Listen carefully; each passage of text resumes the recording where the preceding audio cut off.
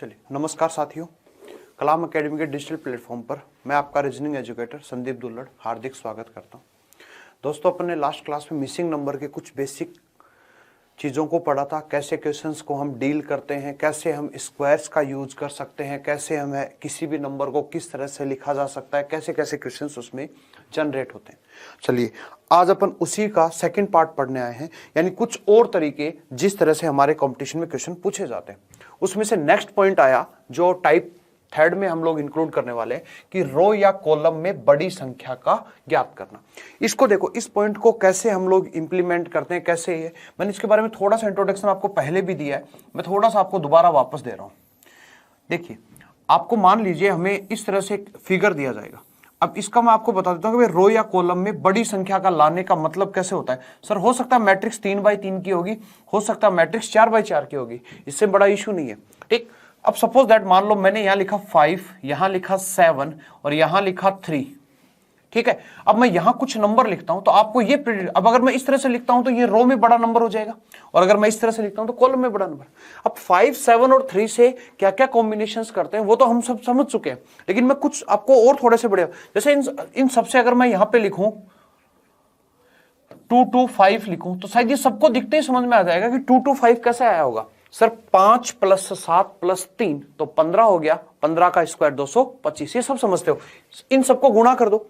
जब इन सबको गुणा करूंगा तो 5 7 35 और 35 को 3 से गुणा किया तो 105। ये भी समझ में आ गया होगा कि 3 × 7 × कितना है 5। लेकिन मैं यहां पर आपको दो चीजें और बताने की कोशिश कर रहा हूं। एक तो स्क्वायर्स का ऐड, यानी 5 का स्क्वायर, 7 का स्क्वायर, 3 का स्क्वायर, या फिर 2 का स्क्वायर का ऐड तीसरे के स्क्वायर से घटा देना। लेकिन एक और चीज इंपॉर्टेंट है, वो क्या है कि एक प्रोसीजर ये बनेगा कि इन तीनों नंबर को आपस में गुणा कर सकता है बच्चों, प्लस इन्हीं तीनों नंबर में हो सकता है लास्ट वाले नंबर को जोड़ दे, यानी कि इन सबको गुणा करके ये नंबर जोड़ दे। अगर ये जोड़ता है तो इस तरह से जो कॉम्बिनेशन बनेगा उसकी वैल्यू कितनी आएगी, 108। और एक चांसेज है कि इन सबको आपस में गुणा कर दे, और गुणा करने के बाद सभी नंबर्स को आपस में जोड़ के और फिर पूछ ले तो इसकी वैल्यू बनेगी 120, क्योंकि 105 ये है और 15 वो है, 120। तो ये भी थोड़ा सा आपको ध्यान रखना। बाकी वही बातें आपको 5 7 35, और अगर यहां से मैं लिखता हूं 38 तो आप समझ जाओगे 5 × 7 35, 35 को 3 जोड़ दिया 38 हो गया। अगर मैं यहां से लिखूं 36 तो अब आप कह दोगे सर कि 5 और 7 दोनों को इस बार जोड़ दिया और जोड़ने के बाद 3 से गुणा कर दिया। 38 कैसे आया था सर, इस बार 5 और 7 को गुणा कर दिया और उसमें 3 जोड़ दिया। तो ये चीजें आप धीरे धीरे इन चीजों को समझ सकते हैं। अब जो रूल हम यहां लगाएंगे, रो में लगाएंगे, जो इस रो में रूल लगेगा वही रूल इधर लगना चाहिए, इधर लगना चाहिए, इधर, या फिर वो कॉलम वाइज हो सकता है। तो यहां पर हमारे पास most of the point important ये रहेगा कि बड़ी संख्या को कैसे लाया जाता है। चलिए कुछ प्रैक्टिस करते हैं क्वेश्चंस के साथ। जैसे आपके सामने ये क्वेश्चन है आपकी स्क्रीन पे, क्वेश्चन को देखिए। इस क्वेश्चन को देखते ही सबसे पहले दिमाग में आना चाहिए सर ये अप्रोच ऐसे करूं या फिर अप्रोच ऐसे करूं। तो आप देखिए ना, इधर है 20 बड़ी संख्या, इधर है कौन सा 51। इसका मतलब मोस्ट ऑफ द चांस ये है कि ये क्वेश्चन ऐसे अप्रोच होगा कॉलम वाइज। अब कॉलम वाइज होगा तो आप ये सोचिए ना 51 कैसे आ सकता है, इन तीनों से 51 कैसे आ सकता है। तो जैसे ही आपको तीनों से 51 समझ में आया तो शायद मोस्ट ऑफ द स्टूडेंट को यह भी समझ में आ गया कि सर 6 और 8 को गुणा कर दे तो 48 और उसमें 3 जोड़ दे तो क्या 51 नहीं बन जाएगा क्या? सर बिल्कुल 51 बन जाएगा। देखिए, आपको देखते ही पता चल जाएगा, ये अलग अलग इसको लिखवाएगा। अब यही जो रूल यहां लगाया, क्या यही रूल यहां काम कर सकता है क्या? 15 को और 4 को दोनों, यानी इन दोनों को गुणा करना है और इसको फिर इसके गुणा में इसको जोड़ना है, यही तो करना है। तो देखो 15 को और 4 को गुणा करो 60 प्लस का कितना 5, कितना हो गया सर 65 हो गया। आप वीडियो को पॉज करके फिर खुद से सोल्व करने की कोशिश करें। अब इसी आधार पर जो रूल मैंने यहां लगाया वही लॉजिक मैं यहां लगा रहा हूं, तो वही लॉजिक अगर मैं वहां लगाता हूं तो 20 × 5 प्लस का 20, यानी आंसर कितना हो जाएगा 120। और 120 किस विकल्प में है? 120 सेकंड नंबर ऑप्शन में है, इसलिए इस क्वेश्चन का राइट आंसर हमारा कौन सा हो जाएगा? सेकंड नंबर ऑप्शन हो जाएगा। राइट, बढ़ते हैं नेक्स्ट क्वेश्चन की तरफ। आइए, क्वेश्चन देखिए क्या दिया हुआ है क्वेश्चन में, बताइए। वीडियो पॉज किया करो और थोड़ा सा देखा करो, जब तक खुद से करने की कोशिश नहीं डालो, क्योंकि ये चीजें बेनिफिट देंगी आपको सीरीज वगैरह में, एनालॉजी वगैरह में, कोडिंग डिकोडिंग में, हर जगह काम देगा ये नंबर वाला, राइट। अब देखो देखते हैं आपको लॉजिक समझ में आ गया होगा। लॉजिक क्या है सर, इस बार लॉजिक ये है कि सर इस बार 8 और 7 दोनों को जोड़े। हमें ये सोचना है, ये देखो 90 नंबर लाना है। अब 90 कैसे आएगा, तो 90 कैसे आ सकता है, 8, 7 और 6 से 90 कैसे आ सकता है सर? अगर मैं इन दोनों को गुणा करूं तो 8 7 56, सबको गुणा करूंगा तो बहुत ज्यादा हो जाएगा, तो फिर मैं गुणा नहीं कर सकता, इसको जोड़ूं तो 8 और 7 कितना हो गया 15। अब 15 ये है, यानी इन दोनों को जोड़ा तो 15 आ गया। 15 को और 6 को कैसे करूं कि 90 आ जाए? तो बस बिल्कुल लॉजिक समझ में आ गया कि पहले वाले दोनों को जोड़ना है और उसके बाद में अगली संख्या से गुणा करना है, आपका आंसर आ जाएगा। ऐसे ही पहले वाले दोनों को जोड़ना है और अगली संख्या से गुणा करना है तो आंसर आ जाएगा। पहले वाले दोनों संख्याओं को जोड़ना है और अगली संख्या से गुणा करना है तो आंसर आ जाएगा कितना, 44।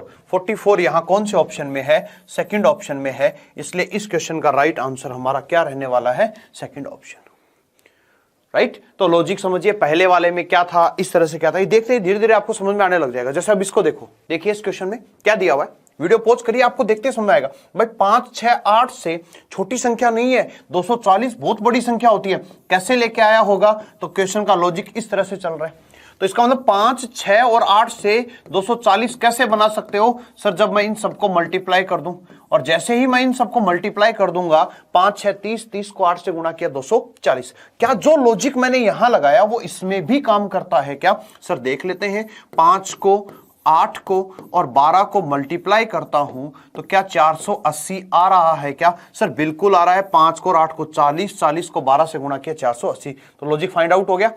अब देखो यहां क्या लिखा हुआ है 15, यहां क्या लिखा हुआ है 6 गुणा। अब बोला किससे गुणा करें कि कितना आ जाए, 450 आ जाए, यही तो बोला हुआ है। अब सोचो 15 को और 6 को गुणा किया तो कितना हो गया बच्चों, 90 तो पहले से ही हो गया। अब 90 को किससे गुणा करें कि 450 आ जाए? 90 को किससे गुणा करें कि 450 आ जाए? आप कहोगे सर 5 से गुणा कर दो ना, और जैसे ही हम 5 से गुणा करेंगे क्या ये 450 नहीं बन जाएगा क्या? और 450 बन गया तो इस क्वेश्चन का राइट आंसर हमारा क्या हो जाएगा, option number 4 number option, right. Easy है। चलिए बढ़ते हैं नेक्स्ट क्वेश्चन की तरफ। अब देखो एक क्वेश्चन और, ये लॉजिक भी बहुत इंपॉर्टेंट है, इसको भी समझना। जब हमें देखो ये कब पता चलता है हमें, जब हम क्वेश्चंस को करते हैं तब हमारे सामने या तो हम स्क्वायर्स के रूप में चीजों को खोजते हैं या क्यूब के रूप में खोजते हैं, राइट। उसके बाद में अगर हमें स्क्वायर या क्यूब के रूप में चीजें नहीं मिलती हैं तब हम बड़े नंबर की तरफ जाते हैं। लेकिन अगर हमें बड़ा नंबर भी नहीं मिलता है और फैक्टर भी नहीं मिलता, यानी गुणज भी नहीं मिलता, भाज्य अभाज्य भी नहीं मिलते, वो आगे बताऊंगा मैं, लेकिन भाज्य अभाज्य भी नहीं मिलते, तब हम सोचते हैं कि यार इसका लॉजिक क्या है। तब वो लॉजिक क्या निकल के आता है, वो निकल के आता है पूरे रो या पूरे कॉलम का या तो करवा सकता है योग या करवा सकता है गुणा। मोस्ट ऑफ द चांसेज योग के होते हैं बच्चों। योग का मतलब क्या, या तो इस तरह से योग करवाएगा, इस तरह से योग, अगर इस तरह से योग करवाया, इस तरह से योग कराया, अगर सेम आ रहा है, ऐसा मत कर देना यहां पर यहां 15 आ गया, यहां 16 आ गया, 17, वो नहीं होगा, सेम आए। याद रखना योग या गुणा जो भी कराएगा ना, इसकी सबसे बड़ी खासियत क्या होगी कि ये क्या रहना चाहिए, समान रहेगा। ये ध्यान रखना, बिल्कुल बढ़ेगा नहीं, सीरीज के रूप में बढ़ेगा नहीं, ये क्या रहेगा, समान रहेगा। अब या तो ऐसे जोड़ सकते हो, लेकिन अब देखो, अब अगर इसको मैं जोड़ूंगा तो बच्चों ऐसे अगर मैं इसको जोड़ूंगा तो आपको देखते ही समझ में आ गया कि सर इसमें और इसमें तो योग समान हो ही नहीं सकता, क्योंकि इधर तो बहुत ज्यादा बड़ी संख्या है, इधर छोटी है। तो मैं इधर से जोड़ना स्टार्ट करता हूं।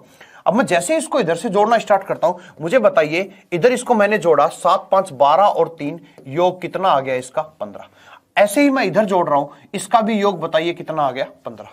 10, 4, 14 और 1, 15, यानी कि इसका इधर से रो का योग समान है। क्या है, रो का योग समान है।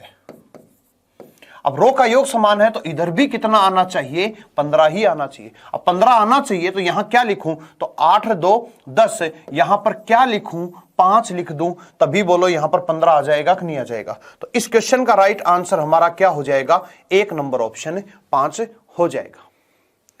बोलिए, राइट, कर सकते हैं आराम से। यहां पर 1 है। अब इस क्वेश्चन को देखो, इस क्वेश्चन में हम या तो ऐसे अप्रोच कर सकते हैं, लेकिन 1 और 9 से 3 कैसे लाऊं, या 3 और 1 से 9, या 9 और 3 से 1, या 1, 3 और 6 से 1 और 3 से 6 कैसे लाओ, या 6 और 3 से 1, या तीनों से ये। जब यहां पर याद रखना, बस ये ध्यान रखना, दो संख्याओं से तीसरा लाते हैं वो तो हम समझ चुके हैं, लेकिन तीनों ही संख्या से कोई अलग संख्या लाते हैं तो वो या तो योग के रूप में मिलेगी या फिर गुणा के रूप में।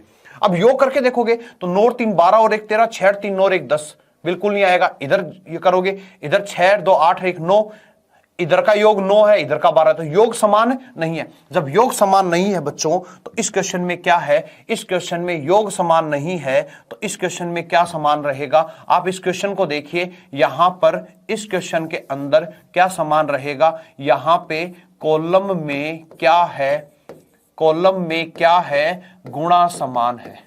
आपको नंबर्स देखते ही पता चल गया होगा कि गुणा समान होगा। कैसे सर, इनको गुणा करो, इसको गुणा करो और इसको गुणा करो, तो sir 1 into 3 into 6 column wise अगर मैंने गुणा किया तो 18 आया क्या, बिल्कुल, तो इसका प्रोडक्ट 18 आ गया।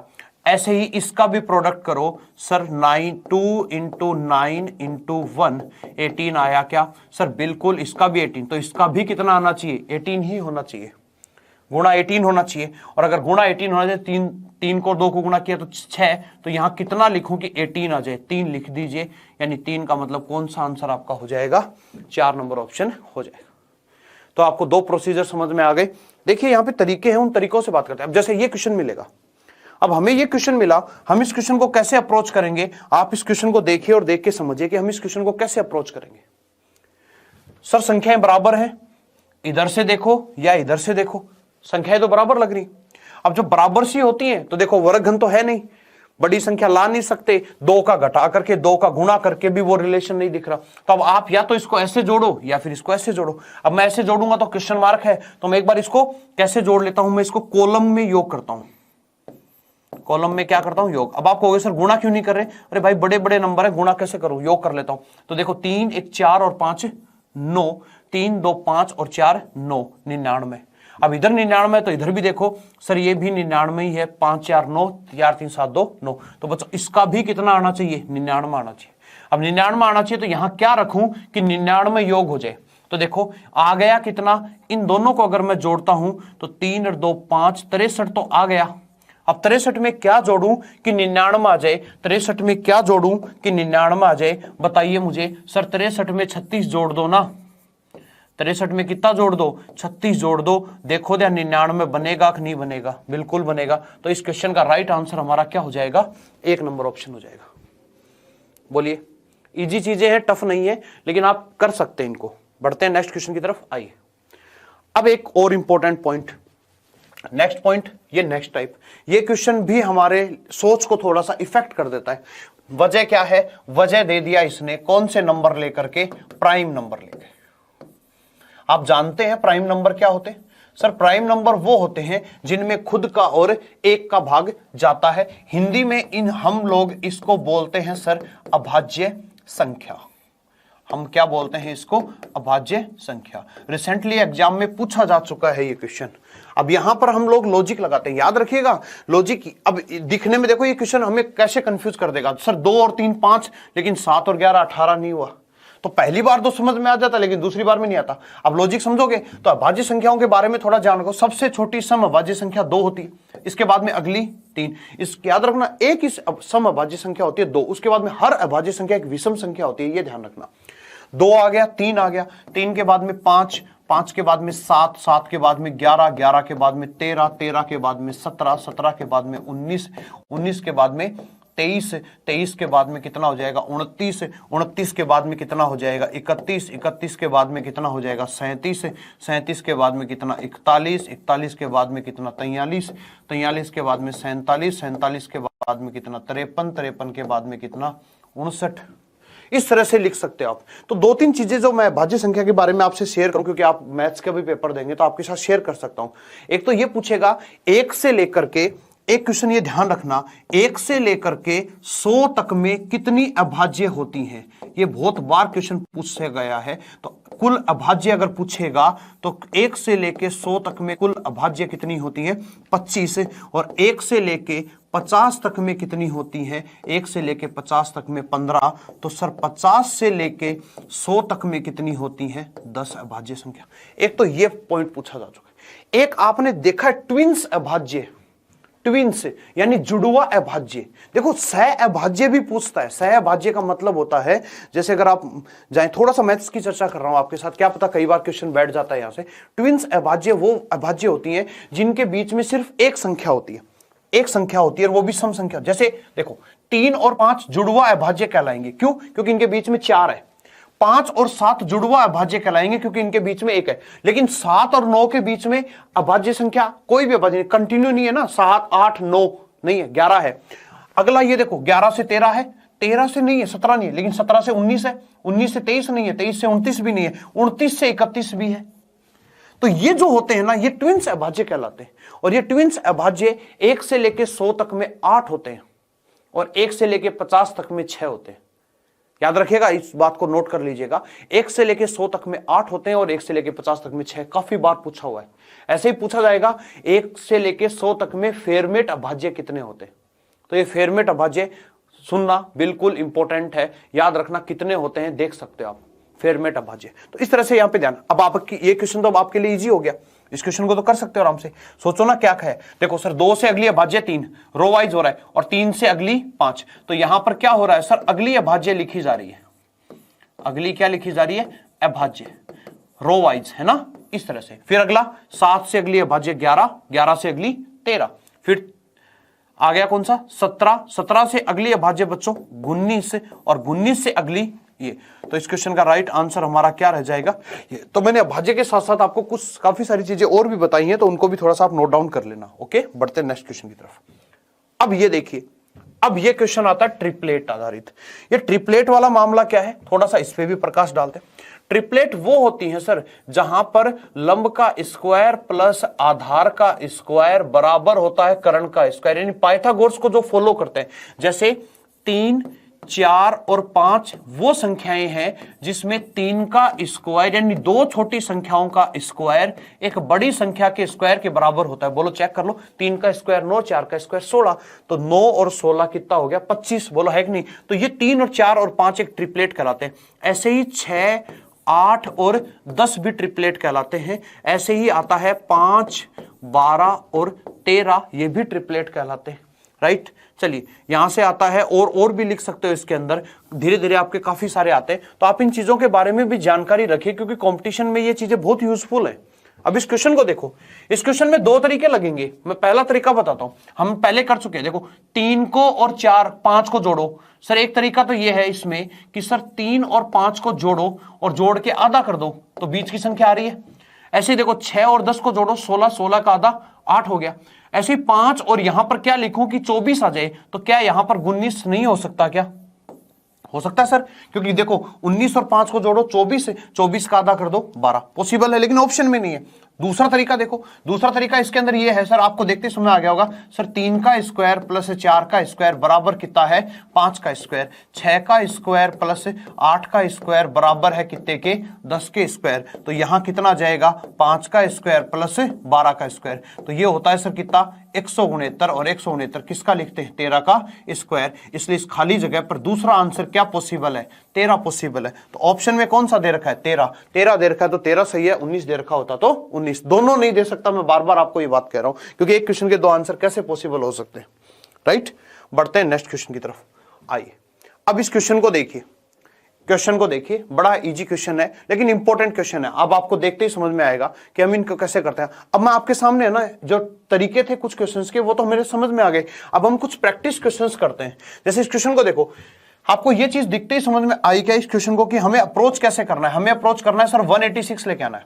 अब 186 कैसे आएगा, तो आपको ये दिखाना एक तरफ 3 है, एक तरफ 10 है और एक तरफ 6। वीडियो पॉज करिए, सोचिए कि 3 10 और 6 से कैसे आ सकता है। सर मैं 3 10 और 6 अगर सबको गुणा करता हूं तो 180 होता है। कैसे? 3 को 10 से गुणा किया 30, 30 को 6 से गुणा किया 180। लेकिन उसने 186 बोला, 186 कैसे आएगा? 6 को जोड़ दो और 6 को जोड़ते ही 186 आ गया। मतलब लॉजिक क्या है कि वो सबको गुणा करा के इस संख्या को जुड़वा रहा है, जो इधर वाली संख्या है। क्या यही लॉजिक इधर भी काम कर रहा है? क्या क्या 5 इंटू 9 इंटू 3 और प्लस में अगर मैं 3 करूं तो क्या ये मामला 138 तक जा रहा है क्या? तो देखो 9 को 5 से गुणा किया 45 और 45 को 3 से गुणा करते हैं 135 और प्लस का 3 138। तो लॉजिक फाइंड आउट हो गया। वो लॉजिक फाइंड आउट हो गया तो इसको फाइंड आउट कर लो। 3 गुणा 2 गुणा 5 प्लस में कितना, यहां पर 5 ही इसके अंदर हमें क्या करना पड़ेगा, जोड़ना पड़ेगा। और जैसे ही हम इसमें 5 जोड़ते हैं तो 5 दिए 15 दूनी 30, 30 और 5 आंसर कितना हो जाएगा 35। तो इस उपयुक्त जगह पर 35 लिखा जाएगा। तो जिस विकल्प में आपका 35 है वो आपका क्या हो जाएगा बच्चों, राइट आंसर हो जाएगा। राइट अभी थोड़ी देर पहले मैंने जब स्टार्ट हुआ था तब ये बातें बताई थी आपको। आगे बढ़ते हैं नेक्स्ट क्वेश्चन की तरफ। देखिए अब ये क्वेश्चन आपको समझ में आएगा, ये वाला देखो आपको देखते ही समझ में आना चाहिए। अब इस क्वेश्चन को देखो और इस क्वेश्चन का फाइंड आउट करो कि इसका लॉजिक क्या रहने वाला है। पहले बताओ ये अप्रोच कैसे करोगे, या तो ऐसे अप्रोच होगा या ऐसे अप्रोच होगा। हमें पता चल गया सर 56 है तो यानी ऐसे अप्रोच होगा, तो इस क्वेश्चन को ऐसे अप्रोच करना है। अब ये सोचिए ना सर कि 1 7 और 6 से 56 कैसे आएगा, तो 1 7 6 से 56 ऐसे नहीं आ सकता क्या कि सर मैं सबको गुणा कर दूं। लेकिन मैं जैसे ही सबको गुणा करूंगा तो सर ये कितना बना देगा, 42 बना देगा।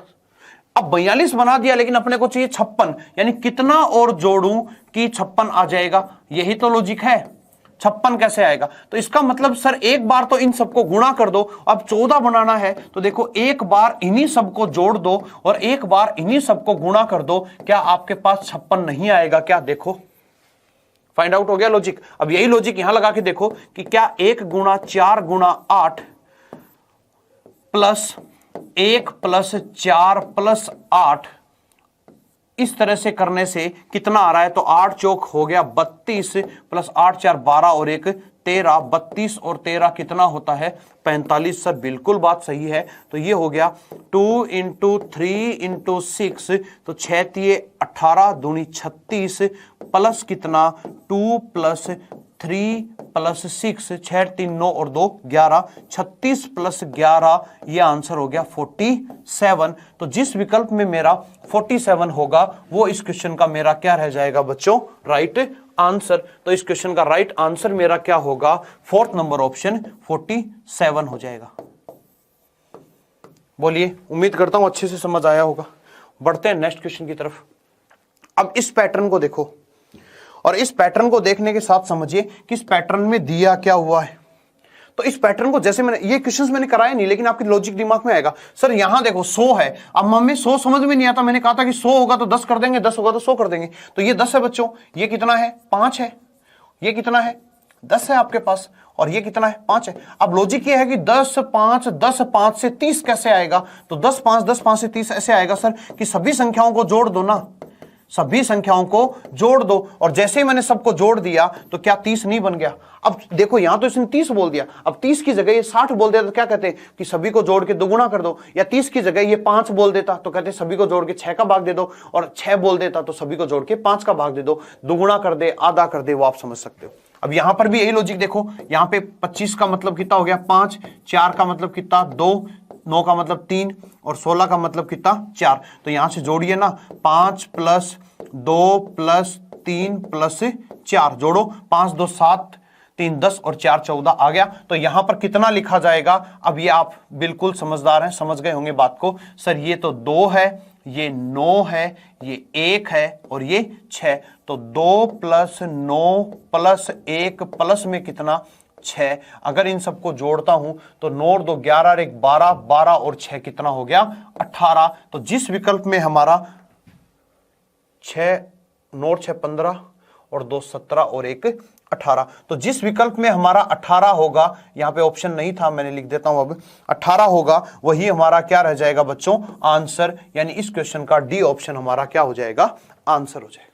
राइट अब मैं थोड़ी सी आपसे चर्चा करूं, इसमें क्या क्या चांसेस हो सकते हैं। ये तो स्क्वायर्स दिख गए, स्क्वायर ना होता बाहर नंबर होते तो गुणा भी हो सकते थे, जुड़ भी सकते थे, 2 को जोड़ करके ये भी कर सकते थे। उसको समझते हैं। देखो नेक्स्ट क्वेश्चन में आइए, जैसे ये क्वेश्चन दिया, अब हमसे ये बोल रहा है कि इन सबको देखिए और क्या 48 ला सकते हो आप। तो देखो इसके कॉम्बिनेशंस में आपको दिमाग में बैठाता हूं, कैसे कर सकते हैं हम इस क्वेश्चन को। देखो एक तो चांसेस ये सबको गुणा कर दो, जैसे 5 को 2 से गुणा किया 10, 10 को 3 से गुणा किया 30, 30 को 4 से गुणा किया 120। अब 120 आ गया तो 120 से 240 और 60 भी लिख सकता है आधा। सबको गुणा कर दिया। अब नहीं किया तो अब ये करो, आमने सामने को गुणा करो, जैसे 5 को और 3 को गुणा करो 15, 4 को 2 को गुणा करो 6। अब 15 और 6 को गुणा करोगे तो एक तरफ 15 आ गया और एक तरफ 6, तो दोनों को जोड़ देगा तो 21 हो जाएगा। या फिर दूसरा देखो, ये है कि 5 को और 3 को जोड़ो, तो लॉजिक देखना यहां पे 5 को और 3 को जोड़ा, क्योंकि 48 तो 8 6 48 होता है। और दूसरा, आमने सामने वालों को जोड़ दीजिए सर, आमने सामने वालों को जोड़ दीजिए, तो देखो इसको जोड़ा तो मिला 8, इसको जोड़ा तो मिला 6। अब दोनों को गुणा कर दो, क्या बीच वाली संख्या नहीं आ रही क्या? अब यही लॉजिक इधर भी देखो, 6 + 4 है और 2 + 7 है, तो 6 4 10 और 10 को 9 से गुणा किया तो 90 आ रहा है कि नहीं आ रहा है? बिल्कुल आ रहा है। तो वहां देखिए ना, 11 + 3 और उधर हो गया 4 + 2, तो 11 + 3 14 और 14 को 6 से गुणा किया तो कितना होता है? 84। तो जिस विकल्प में हमारा 84 होगा वो हमारा राइट आंसर हो जाएगा, यानी ऑप्शन नंबर थर्ड ऑप्शन हमारा क्या हो जाएगा? राइट आंसर हो जाएगा। बोलिए, बढ़ते हैं नेक्स्ट क्वेश्चन की तरफ। आइए अब इस क्वेश्चन को देखिए। ये क्वेश्चन भी आप लोग कर चुके हो। इस टाइप के क्वेश्चंस को हमेशा याद रखना, दो तरह से पैटर्न होते हैं, एक होता है सर साइक्लिक पैटर्न और एक होता है आमने सामने वाला पैटर्न। राइट, वीडियो पॉज किया करो, आप लोग देख लिया करो, सॉल्यूशन को मत देखा करो। अब तो इतने थोड़ा सा तो एक बार पॉज लेना स्टार्ट करो। अब सोचिए कि मैं इसको कैसे डील कर सकता हूं। हमारे पास एक तो होता है आमने सामने वाला पैटर्न, एक होता है साइक्लिक पैटर्न। अगर मैं ये सोचूं 7 से 15 कैसे आएगा, तो दिमाग में आ गया कि 7 दूनी 14 + 1 15। 15 से 31 कैसे आएगा सर? 15 दूनी 30 + 1 31। 31 से 63 कैसे आएगा सर? गुणा 2 + 1। यहां से गुणा 2 + 1, तो यहां से क्या आएगा सर? गुणा 2 + 1, 127, 254 और 254 + 1, यानी कितना हो जाएगा यहां पर? 255। तो 255 हमारा क्या रहने वाला है? इस क्वेश्चन का राइट आंसर रहने वाला है। ओके, चलिए बढ़ते हैं नेक्स्ट क्वेश्चन की तरफ। चलिए बात करते हैं इस क्वेश्चन के ऊपर। अब इस क्वेश्चन के अंदर आप लोगों को एक चीज थोड़ी सी डिफरेंट नजर आ रही होगी। अभी तक हमने जितने भी क्वेश्चंस किए थे उसमें ओनली अंक लिखे हुए थे आपके पास, लेकिन इस बार यहां पे क्वेश्चंस में आपके सामने क्या आ गए? अल्फाबेट आ गए। अब देखो, अल्फाबेट के 2-3 छोटे छोटे पॉइंट्स से मैं आपको वो बता देता हूं, उसके बाद इस क्वेश्चन को अटेम्प्ट करते हैं। अल्फाबेट में 2 चीजों का ध्यान रखना। अल्फाबेट का मतलब होता है कि अपने पास अंग्रेजी वर्णमाला में कितने वर्ण होते हैं? 26। इन 26 वर्णों को 2 कैटेगरी में बांटा गया है। एक कैटेगरी में हम लोगों ने रखा है किसको? स्वर को, और एक कैटेगरी में हम लोगों ने रखा है किसको? व्यंजन को रखा है। और स्वरों में भी अगर अपन चर्चा करते हैं तो हमारे पास 5 स्वर होते हैं, ए, ई, आई, ओ और यू। और व्यंजनों की बात करें तो बाकी जो 21 वर्ण हो जाते हैं वो हमारे पास किस श्रेणी में चले जाते हैं? व्यंजन की श्रेणी में। और स्वरों की श्रेणी में हमारे पास कितने आ जाते हैं? 5। ये तो थोड़ा सा एक अल्फाबेट का बेसिक नॉलेज हो गया, लेकिन अल्फाबेट के लिए हमें कुछ चीजों को समझना है। जैसे अल्फाबेट के लिए हमें सबसे पहले कौन सा अल्फाबेट किस स्थान पर आएगा उसका वर्ण क्रम समझना है। देखिए, आपके सिलेबस में एक टॉपिक भी आएगा अल्फाबेट टेस्ट, वहां पर इनके बारे में डीपली है। तो अभी जितनी आपको चीजें इंफॉर्मेशन जरूरी है मैं वो बता देता हूं। वर्ण क्रम का मतलब कौन सा अक्षर कितने पे आएगा। जैसे अपने ABCD लिखते हैं तो A, B, C और D लिखते हैं, इसी तरह से W, X, Y और Z लिखते हैं।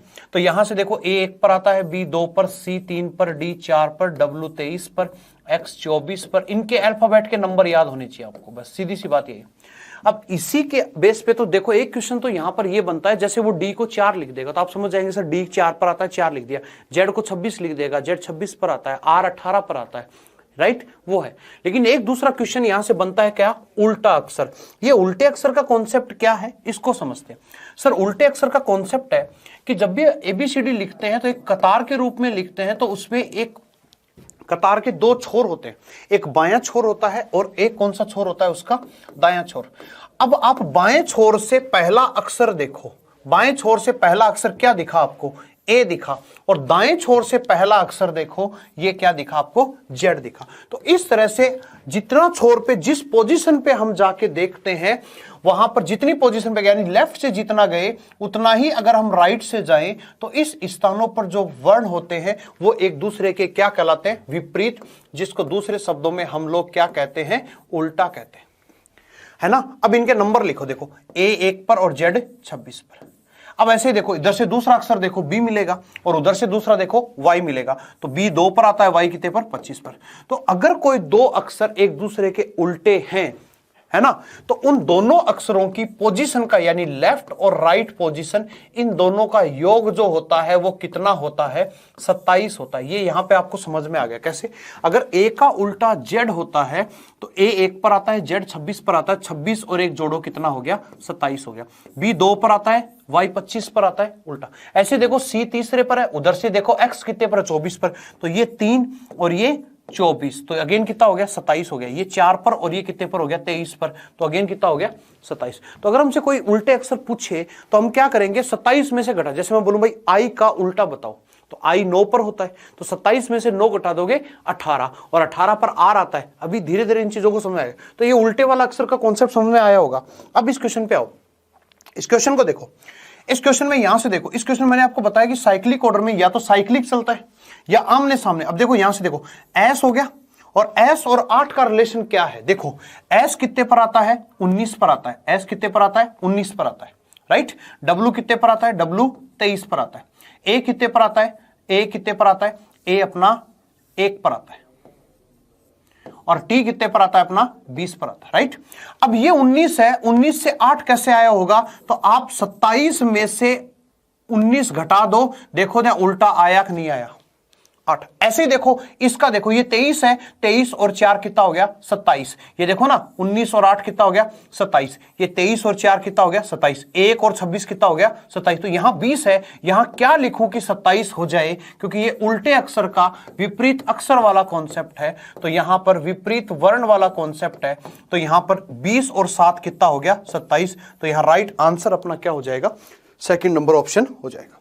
बढ़ते हैं नेक्स्ट क्वेश्चन की तरफ। आइए, क्वेश्चन पूछा हुआ क्वेश्चन है, बिल्कुल इजी भी क्वेश्चन है, और इन द सेंस मैं अगर आपसे चर्चा करूं तो एक एग्जाम लगी थी अभी रिसेंटली 2021 के अंदर, नाम है वीडियो, उसके अंदर ये आया हुआ क्वेश्चन है। तो जैसे जिस टॉपिक के क्वेश्चंस रिगार्डिंग एग्जाम में आए हुए होते हैं मैं उनको पिक कर लेता हूं। ओके, तो आप किसी भी कंपटीशन की तैयारी कर रहे हो, आपके लिए प्रीवियस क्वेश्चंस बड़े इंपॉर्टेंट होते हैं। इसको क्वेश्चन का लॉजिक देखो, यहां पे देखो बड़ा क्या नंबर है, 14। अब 14 का लॉजिक सोचो ना, 14 का लॉजिक क्या है, 2 से 14 कैसे आएगा, तो याद रखना या तो 2 से 14 डायरेक्ट मिलेगा, 2 से 14 नहीं मिलेगा तो पीछे वाले से देखो या फिर आगे वाले से। तो देखो ना इसका लॉजिक क्या है कि यहां पर कितना लिखा हुआ है, 2 प्लस इससे आगे क्या है, 7। अगर मैं दोनों को गुणा कर दूं साइक्लिक ऑर्डर में, देखो 2 और 2 को किससे गुणा कर दूं, 7 से, तो 14 आ गया क्या।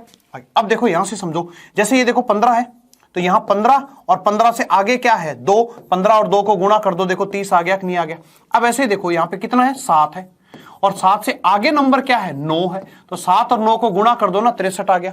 तो यहां बोलो कितना लिखा जाएगा, 9, और 9 से अगला क्या है, 15, और 9 और 15 को गुणा कर देंगे, आंसर कितना आ जाएगा, 135। 135 आपका कौन से ऑप्शन में दे रखा है, थर्ड ऑप्शन में, राइट। तो वापस देखिए लॉजिक क्या निकला, लॉजिक ये निकला 2 और अगला संख्या, 2 और 7 को गुणा कर दो, 14 आ गया, 7 और 9 को गुणा कर दो, 63 आ गया, 9 और 15 को गुणा कर दो तो यहां आ जाएगा 135, और 15 और 2 को गुणा कर दो, 30। इस तरह से ये एक दूसरे से संबंधित है, इनके बीच का ये लॉजिक है। बढ़ते हैं नेक्स्ट क्वेश्चन की तरफ। अब ये क्वेश्चन देखिए, बड़ा इंपॉर्टेंट क्वेश्चन है, इजी क्वेश्चन है। वीडियो पॉज करिए और सोचिएगा ये क्वेश्चन क्या दिया हुआ है, बताइए।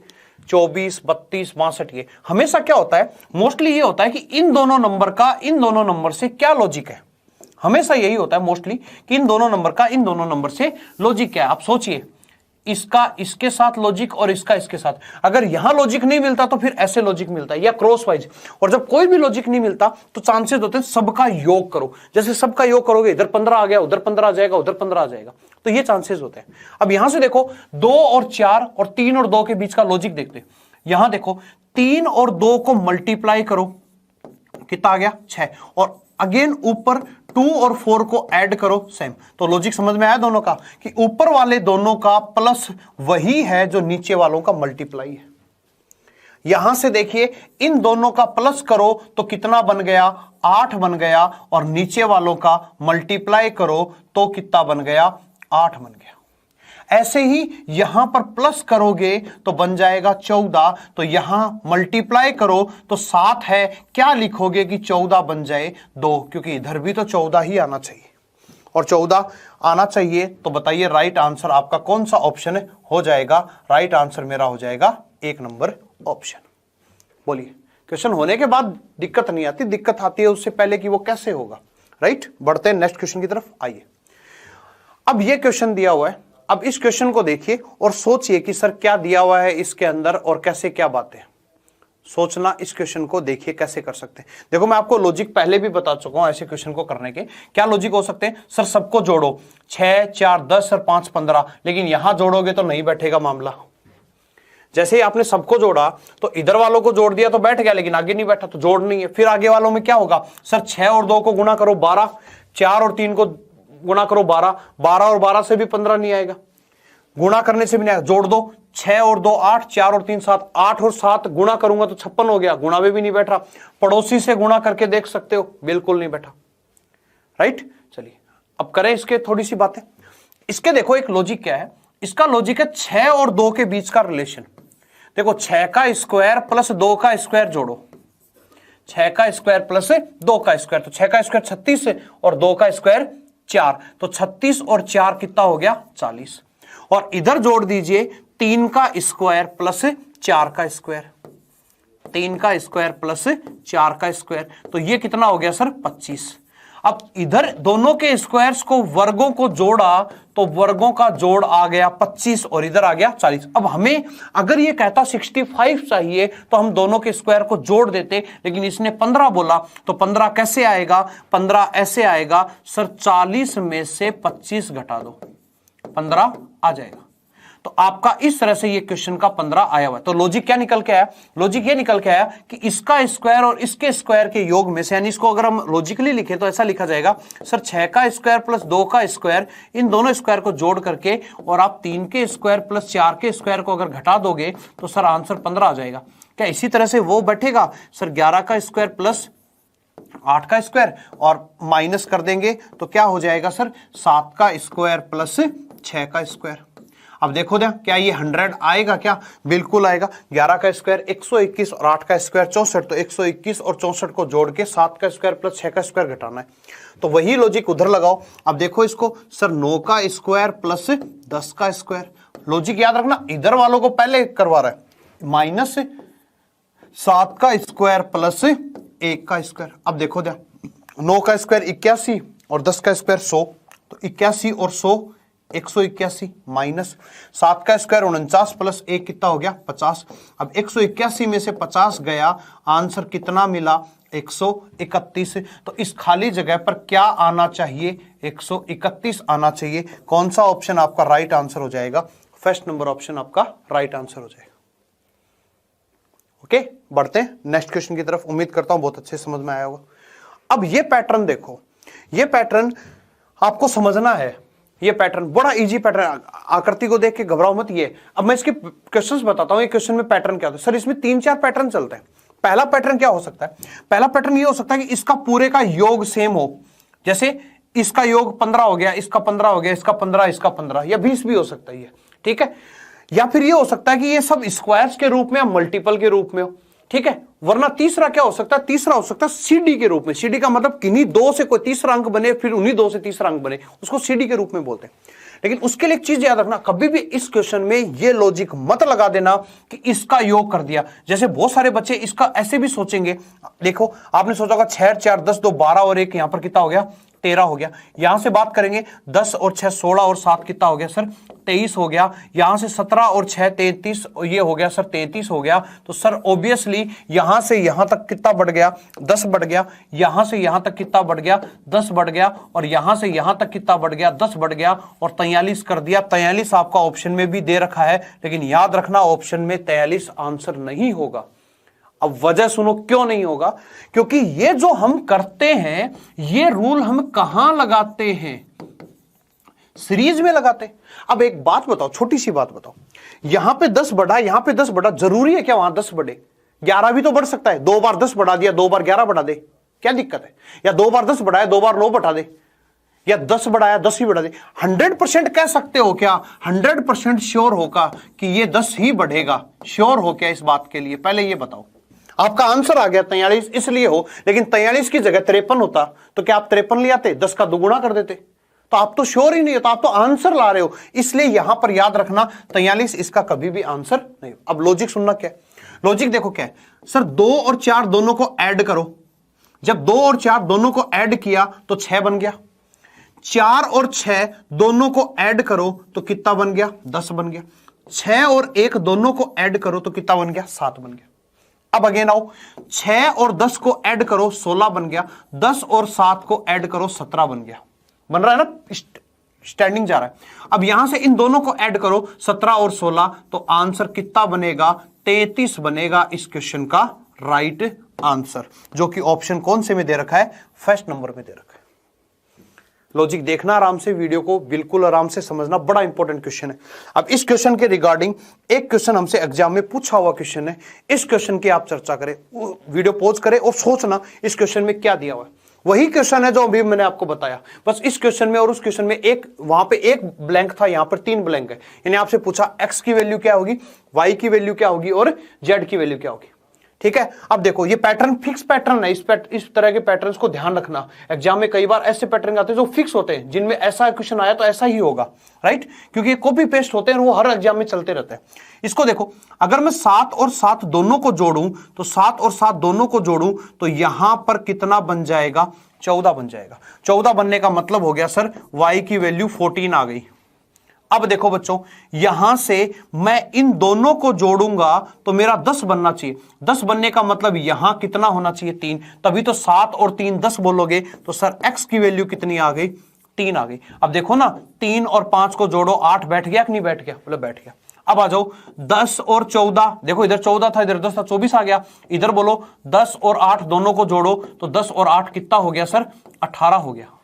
10 और 8 कितना हो गया, 18। तो यहां वैल्यू x की कितनी आई, 3, यहां y की वैल्यू 14 और z की वैल्यू कितनी आई हमारे पास, 18 आई। तो आपका कौन सा आंसर होगा, कंटिन्यूअसली पूछा है इसने, किसकी वैल्यू पूछी है, x की, तो x की वैल्यू आप 3 लिखेंगे, y की पूछी है तो 14 लिखेंगे और z की पूछी है तो 18। तो हमें इसी तरह से क्वेश्चंस को लिखना है, इसी तरह से क्वेश्चन का। अब ये y z x देता तो उस हिसाब से वैल्यू लिखते हैं, ये सीक्वेंस का बिल्कुल ध्यान रखना। तो कौन सा ऑप्शन हमारा राइट आंसर हो जाएगा, 3 नंबर ऑप्शन आपका राइट आंसर हो जाएगा। ओके, चलिए बढ़ते हैं नेक्स्ट क्वेश्चन की तरफ।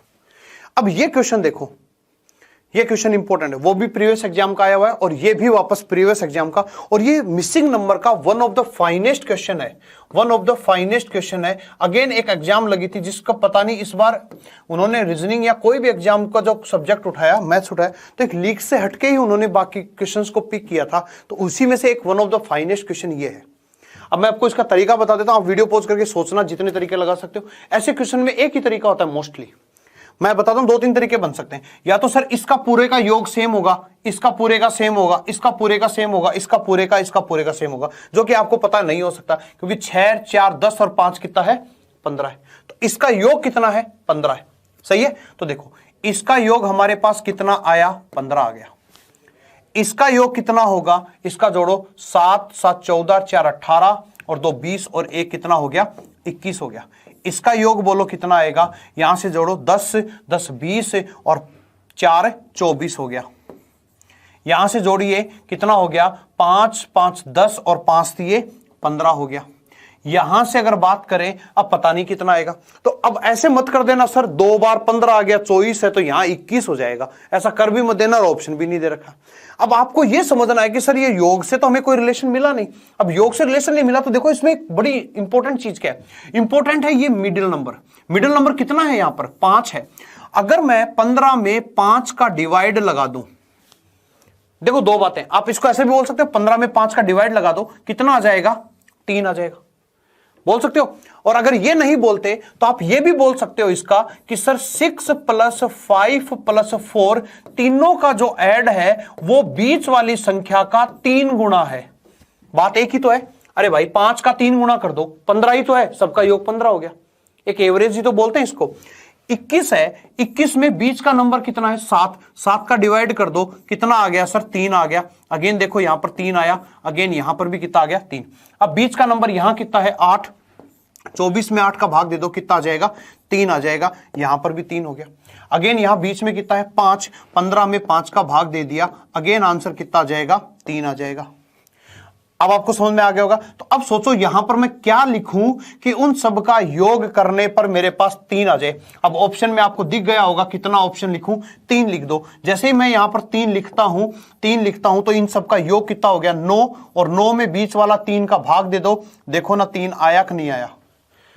अब आप चाहो तो इसको ऐसे भी बोल सकते थे कि इन सब का योग किया 15, इन सब का योग कितना है 15, और 15 को मैं लिख सकता हूं 3 गुणा 5, यानी बीच वाले पद का 3 गुणा कर दो, बाकी पूरे का योग आ रहा है। तो आप इसको 2 तरीके से बोल सकते हो। आप एक तो ये वाला बोल सकते हो, एक तो ये वाला कि सभी को योग करके, सभी का योग करके और मध्य संख्या का भाग दे दो, मध्य संख्या का भाग दे दो, तो सर हमारे पास जो भागफल आ रहा है वो 3। ये तो है पहला तरीका। दूसरा तरीका ये है कि इन सब का जो योग है ना, वो योग है 3 टाइम्स किसका, मध्य संख्या का। बात एक ही है, दोनों का कोई अंतर नहीं है। अब ये जैसे यहां 3 आया, किसी क्वेश्चन में 4 भी बोल सकता है, किसी क्वेश्चन में 5 भी बोल सकता है। तो इस तरह से आपके पास इस क्वेश्चन का राइट आंसर क्या रहने वाला है, 3 रहने वाला है। ओके, चलिए बढ़ते हैं आगे। चलिए, तो यहां तक अपनी बातें थी मैथमेटिकल ऑपरेशंस के अंदर। उसमें अपन ने मिसिंग नंबर के अंदर भी अपने चर्चा करी। और देखिए मैथमेटिकल ऑपरेशंस के कुछ लॉजिक्स थे जो लॉजिकल डिजिट में मैंने चर्चा की, तो ये वही लॉजिक यहां पर भी यूज हुए। और याद रखना ये नंबरों वाले लॉजिक है ना, ये सीखने पड़ेंगे क्योंकि कंपटीशन में इसी तरह से आता है। आप सोचते हो ये ऐसा होगा, लेकिन एग्जाम में जब आंसर की देखते हो तो कुछ ऐसा निकलता है। तो वो इसलिए डिफरेंस होता है क्योंकि हमें वो लॉजिक का नॉलेज नहीं होता। तो इस तरह से कुछ लॉजिक्स आते हैं, धीरे धीरे और टॉपिक्स में भी आएंगे। जैसे कोड डिकोड पढ़ते हो, अलग अलग टॉपिक्स आप जब पढ़ते जाओगे उन सब में ये टॉपिकों में ये लॉजिक यूज होते हैं। तो उन टॉपिकों के लिए अपन आगे चर्चा करते हैं। तो बने रहिए कलाम एकेडमी के साथ। मिलते हैं नेक्स्ट टॉपिक में। जय हिंद, जय भारत।